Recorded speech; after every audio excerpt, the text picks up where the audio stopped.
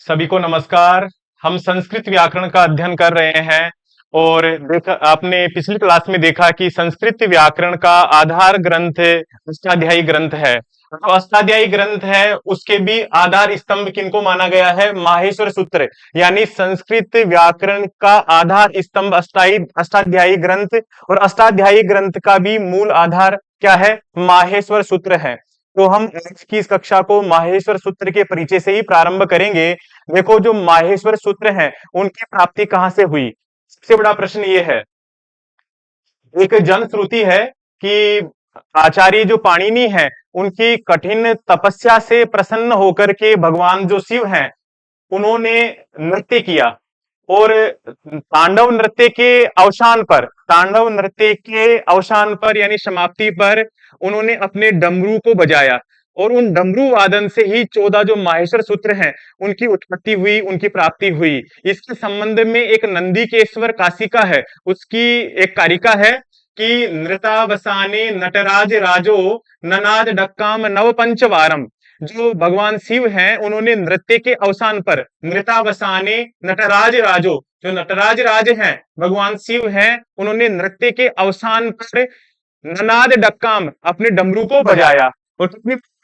नव पंचवारम। तो हम इसे लिख लेंगे। भगवान शिव ने अपने डमरू को कितनी बार बजाया? नव पंचवारम।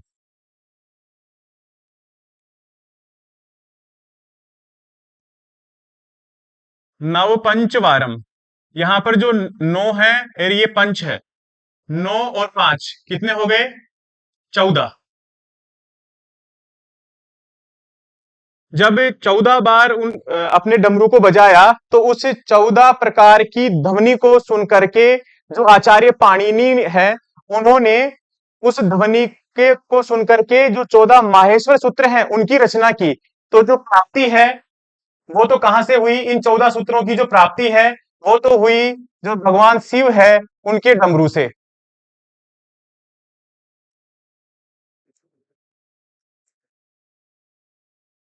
शिव जी के डमरू वादन से। उन्होंने कितनी बार बजाया? 2 टुकड़ों में बजाया, पहले 9 बार फिर 5 बार। कुल कितनी बार बजाया? 14 बार। और इन्हीं जो 14 जो डमरू की जो ध्वनि थी, डमरू वादन की 14 प्रकार की जो ध्वनि थी, उसे सुन करके जो आचार्य पाणिनि है उन्होंने इसे 14 माहेश्वर सूत्रों में बदल दिया। पाणिनि है, उन्होंने इन 14 सूत्रों की रचना की। दो प्रश्न बन गए यहां से।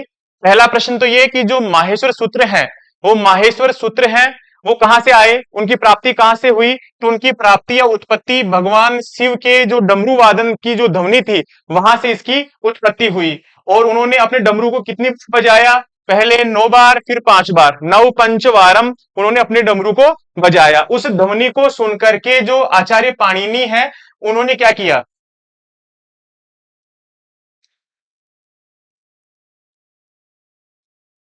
आचार्य पाणिनि है, उन्होंने 14 माहेश्वर सूत्रों की रचना कर दी। तो जो इसके रचयिता हैं, माहेश्वर सूत्र के रचयिता कौन हुए? मैं यहां लिख देता हूं, माहेश्वर सूत्र के रचयिता। माहेश्वर सूत्र, माहेश्वर सूत्रों के रचयिता। रचयिता तो है पाणिनि।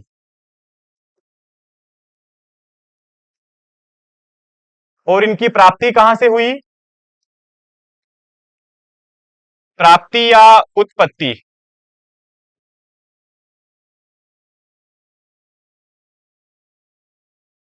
हम सीधा ही लिखेंगे भगवान शिव से।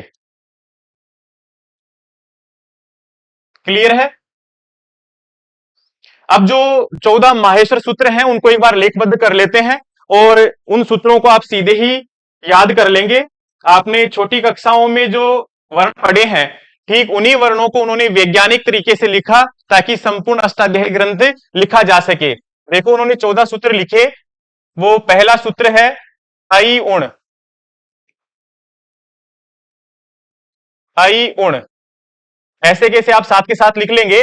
दूसरा सूत्र है री लृक।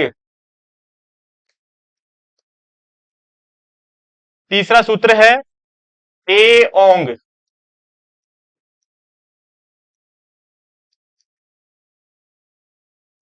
चौथा सूत्र है आई औच।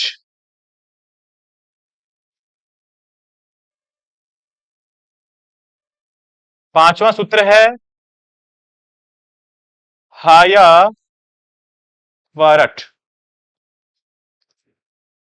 छठा सूत्र है लण। सातवां सूत्र है यम गण नम।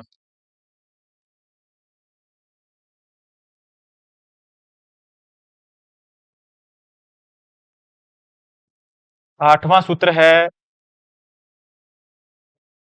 झाई। नौवां सूत्र है घड़दस।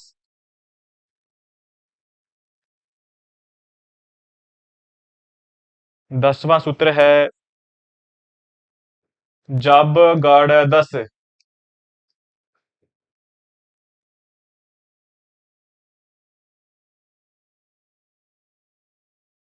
11वां सूत्र है ख फ छ ठ ठ च ट तव। 12वां सूत्र है कपा या।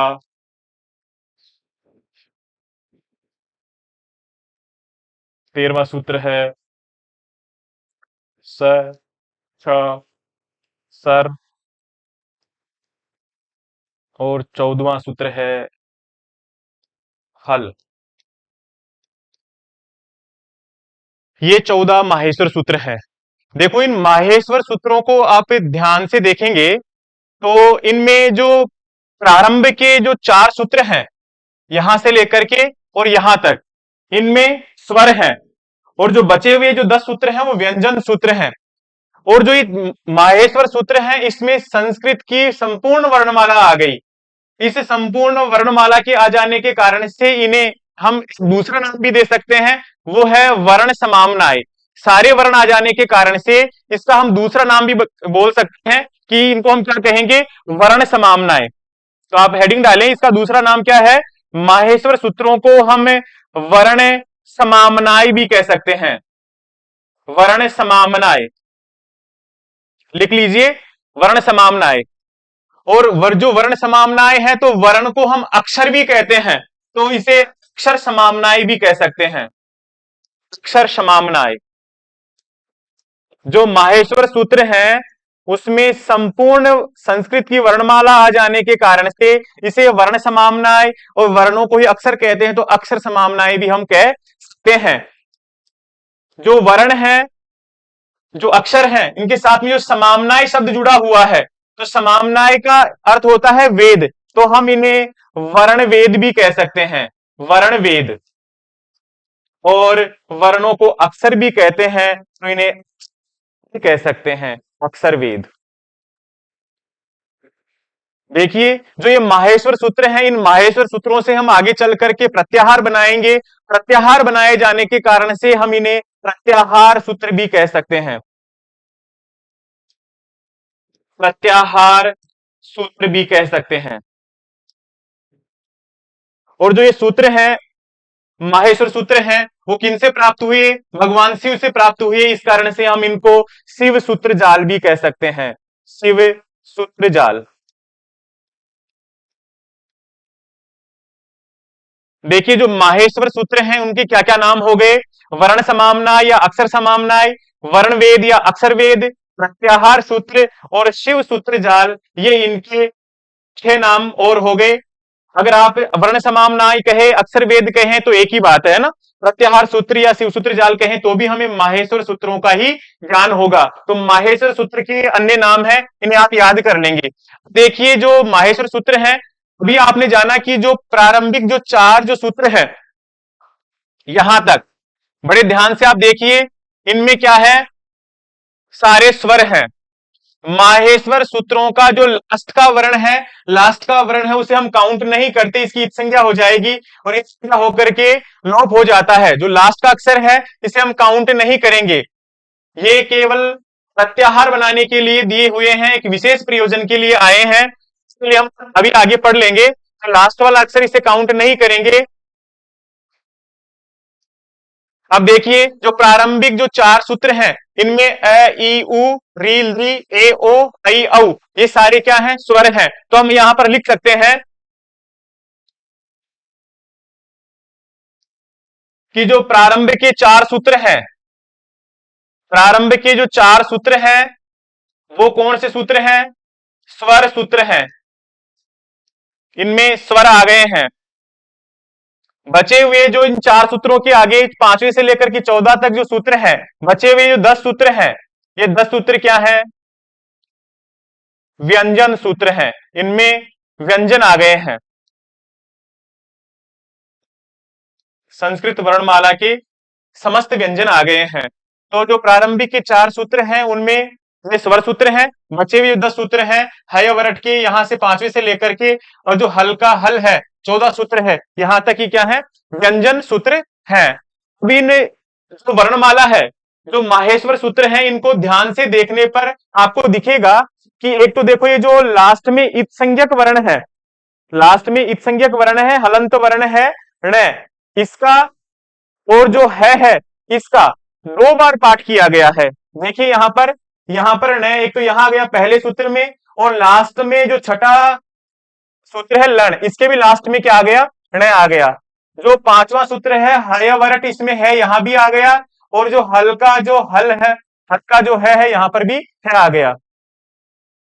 परीक्षा की दृष्टि से आप ध्यान रखेंगे कि माहेश्वर सूत्रों में इत संज्ञक वर्ण ण, मैं यहां लिख देता हूं इत संज्ञक वर्ण। अभी इत संज्ञक वर्ण क्या है ये हम अभी जान लेंगे, इत संज्ञा क्या है। इत संज्ञक वर्ण जो ण है इसका 2 बार पाठ किया गया है, एक तो पहले सूत्र में आई गुण वाले में, और एक 6 नंबर वाले सूत्र जो लण है इसमें, इसे ण का 2 बार पाठ किया गया है। और जो है इस है का भी 2 बार पाठ किया गया है, हय वरट इस वाले सूत्र में, 5वें सूत्र में, और जो लास्ट का 14वां सूत्र है इसमें भी है का पाठ किया गया है। शिक्षा की दृष्टि से आप ध्यान रखेंगे कि माहेश्वर सूत्रों में कौन से वर्णों का 2 बार पाठ हुआ है। जो है इसका 2 बार पाठ हुआ है, और जो इत संज्ञा न है इसका भी 2 बार हुआ है। तो यहाँ पर मैंने कीवर्ड लिखे हैं, इन कीवर्ड के आधार पर ही आप अपनी क्लास का रिवीजन करेंगे और इसके आधार पर ही आप याद करेंगे। अपने आप से प्रश्न करेंगे कि माहेश्वर सूत्रों की प्राप्ति, इनकी उत्पत्ति कहां से हुई, तो आप बताएंगे भगवान शिव के डमरू वादन से। और इनके रचयिता कौन है, रचयिता इनके पाणिनि जी हैं। माहेश्वर सूत्र है इनके अन्य नाम, माहेश्वर सूत्र हैं उनमें स्वर सूत्र और व्यंजन सूत्र, और कौन से वर्णों का 2-2 बार पाठ हुआ है तो आपने ये जान लिया है, इसके आधार पर आप रिवीजन करेंगे। अब आगे देखिए जो ये माहेश्वर सूत्र है, ये माहेश्वर सूत्र संपूर्ण व्याकरण, संपूर्ण अष्टाध्यायी का आधार है, आधार स्तंभ है। तो जो माहेश्वर सूत्र है इनको भी आपने जाना कि जो लास्ट का अक्षर है, इस लास्ट वाले अक्षर का क्या हो रखा है, इत संज्ञा हो रखी है, लास्ट वाले अक्षर की इत संज्ञा हो रखी है। तो जो ये इत संज्ञा है ये क्या है, इसका क्या प्रयोजन है, तो देखो यहाँ पर लघु सिद्धांत कौमुदी की एक वृत्ति लिखी हुई है कि इति माहेश्वराणि सूत्राणि। जिन विद्यार्थियों को संस्कृत से हिंदी ट्रांसलेशन में दिक्कत आती है प्रश्न पत्र को हल करते समय, वो सीधे ही इन संस्कृत पंक्तियों को ही याद रखेंगे। अभी मैं आपको समझा देता हूं इनका हिंदी अर्थ क्या है। देखिए इति माहेश्वराणि सूत्राणि, ये सब क्या है, माहेश्वर सूत्र हैं। आपने अभी जान लिया कि 14 माहेश्वर सूत्र हैं और उनमें संस्कृत की संपूर्ण वर्णमाला लिखी हुई है। तो ये माहेश्वर सूत्र हैं, और ये माहेश्वर सूत्र किसके लिए है, संज्ञार्थानी, सभी संज्ञाओं के लिए है, यानी अण आदि प्रत्याहार बनाए जाने के लिए है। अब ये अण आदि प्रत्याहार कैसे बनेंगे अभी हम जान लेंगे, पहले इसका अर्थ देख लेते हैं। यहां आगे लिखा है एसाम अंत्या इतः, जो ये माहेश्वर सूत्र है, इन माहेश्वर सूत्र का जो अंतिम अक्षर है वो क्या है, इत है, यानी इसकी इत संज्ञा हो रखी है। अकार है, उच्च है, एग्जाम में प्रश्न आएगा जो है आदि है, तो यहाँ पहले सूत्र से लेकर के और 4 सूत्र तक ये तो स्वर है, और जो 5वां सूत्र है हय वरट यहां से लेकर के हल, तो यहाँ इन्होंने कहा कि जो है आदि है य वर ल, इनमें जो आया है वो किसके लिए है, तो यहाँ लिखा है हकार आदि सु अकार है, उच्चारणार्थ है। केले व्यंजन का उच्चारण नहीं किया जा सकता, इस कारण से इन है आदि में किसको मिला दिया है, है को मिला दिया है। इस कारण से यहाँ पर इस है में 2 वर्ण है, एक तो है और एक ए है। इसी तरह से यहाँ पर ये में भी 2 है, एक तो यह है और एक ए है। इसमें जो ये क्या है ना वो किसके लिए है, उच्चारण के लिए है, बोलने में सही रहे, हम बोल सकें। हम अगर चाहें तो एक दो वर्णों को तो हम बोल सकते हैं, एक दो व्यंजनों को तो बोल सकते हैं बिना स्वर के, लेकिन संपूर्ण वाक्य को नहीं बोल सकते। इस कारण से हाँ इसमें ए को जोड़ा गया है, किसके लिए, उच्चारण के लिए। आगे लिखा है लण मध्य तू इत संज्ञकः, लेकिन जो लण सूत्र है इस लण में जो ए है वो किसके लिए है, इत संज्ञा के लिए है। देखिए हम इत संज्ञा को जान लेते हैं, इत संज्ञा को जानने के बाद में जो अनादि प्रत्यार संज्ञाएं हैं उनका भी ज्ञान कर लेते हैं। देखिए एक सूत्र है हलंत्यम, वैसे हम संज्ञा सूत्र पढ़ेंगे वहां इनका विस्तार से अध्ययन करेंगे। हलंत्यम, ये हलंत्यम सूत्र कहता है कि उपदेश से अंत्यम हल इत स्यात्।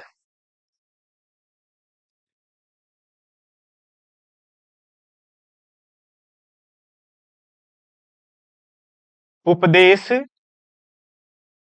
आद्योचारणम, आद्योचारणम, जहां संज्ञा प्रकरण के हम संज्ञा सूत्र पढ़ेंगे वहां पर हलंत्यम को फिर पढ़ेंगे, लेकिन जो अनादि संज्ञा क्या है इसे समझने के लिए हम इसका अध्ययन कर रहे हैं। यह सूत्र ये कहता है कि उपदेश अवस्था में जो अंतिम हल अक्षर है, अंतिम जो व्यंजन अक्षर है, यानी यहाँ इस है से लेकर के जो ले तक के जो अक्षर लिखे हुए हैं ये सारे व्यंजन हैं। अभी आपने जाना ना कि सारे व्यंजन सूत्र हैं, तो इन व्यंजन सूत्रों के लिए कह रहे हैं कि जो उपदेश अवस्था में अंतिम जो व्यंजन है इस व्यंजन का क्या होगा, उसकी इत संज्ञा हो जाएगी। देखिए जो 14 सूत्र हैं इन 14 सूत्रों के लास्ट में कोई व्यंजन लिखा हुआ है और इस व्यंजन में स्वर नहीं है। अंतिम में क्या लिखा हुआ है, हल लिखा हुआ है, तो इस हल को हम अब किसके नाम से जानेंगे, उत के नाम से जानेंगे। संख्या प्रकरण का सूत्र है हलंत्यम, वो कह रहा है कि उपदेश अवस्था में अगर कोई अंत में हल वर्ण है, व्यंजन वर्ण है, तो उसकी कौन संज्ञा हो जाएगी, इत संज्ञा हो जाएगी।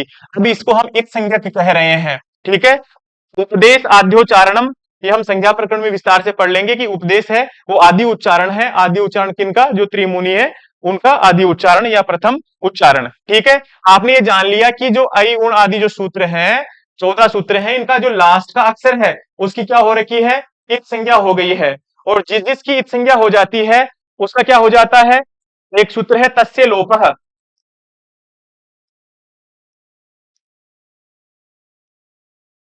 तस्य लोपः, उस सूत्र से क्या हो जाता है, लोप हो जाता है। तस्य तो लोपः स्यात्। इस सूत्र का अर्थ है, आप जब संज्ञा प्रकरण में हम सारे सूत्र पढ़ेंगे वहां पर इसको भी पुनः पढ़ लेंगे। इसमें जो तस्य पद है, इस तस्य पद का अर्थ है उसका किसका, इतः, उस इत का होगा। अभी अभी इत संज्ञा किसकी की आपने, जो सूत्रों के लास्ट में जो हलंत अक्षर है इसकी इत संज्ञा की, और जिसकी इत संज्ञा होगी उसका क्या होगा, लोप होगा। अब लोप आपकी समझ में नहीं आ रहा तो हम क्या करेंगे, तो लोप संज्ञा के जो सूत्र हैं उसको पढ़ेंगे। दर्शनम लोपः, देखो इसका अर्थ है प्रसक्तस्या,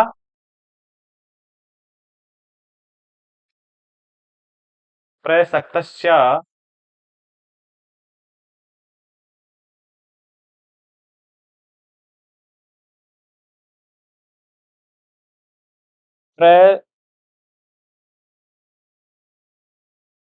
प्रसक्तस्या सक्तस्या दर्शनम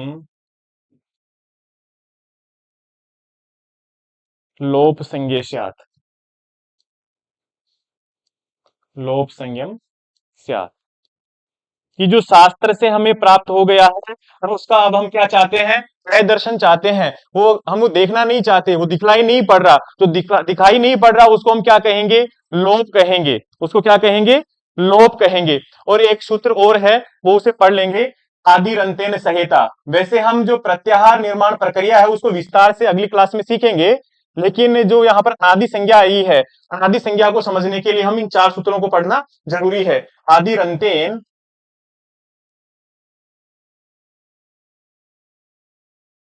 सहेता।